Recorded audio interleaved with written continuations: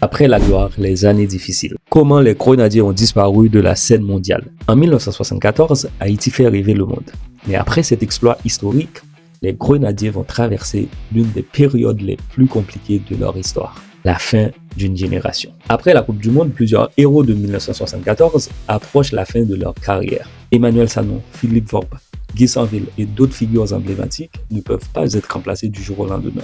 Comme beaucoup de nations, Haïti doit renouveler son effectif. Mais reconstruire une génération aussi talentueuse est une mission extrêmement difficile. Peu à peu, les grenadiers perdent la domination régionale. Les difficultés sportives s'ajoutent à des problèmes beaucoup plus profonds. Durant les années 1980-1990, Haïti traverse des périodes de crise économique et politique. Les infrastructures sportives souffrent. Le championnat national peine à se développer. Beaucoup de jeunes talents quittent le pays pour poursuivre leur carrière ailleurs. Malgré tout, la passion du football ne disparaît jamais. Dans les rues, sur les terrains de quartier, dans les stades, les supporters continuent de croire aux grenadiers. Quelques éclairs d'espoir. Malgré cette période difficile, tout n'est pas perdu. En 1979, Haïti remporte la Coupe caribéenne. Puis, au fil des années, de nouveaux talents émergent. Les résultats restent irréguliers, mais les grenadiers continuent de se battre. Le rêve de retrouver un jour la Coupe du Monde est toujours vivant. Pendant plus de 30 ans, Haïti attend son retour au premier plan.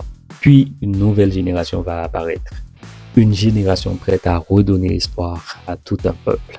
Ceci était le nouvel épisode de Objectif 2026, l'histoire des grenadiers. Rendez-vous dans le prochain épisode pour découvrir la suite de cette belle aventure.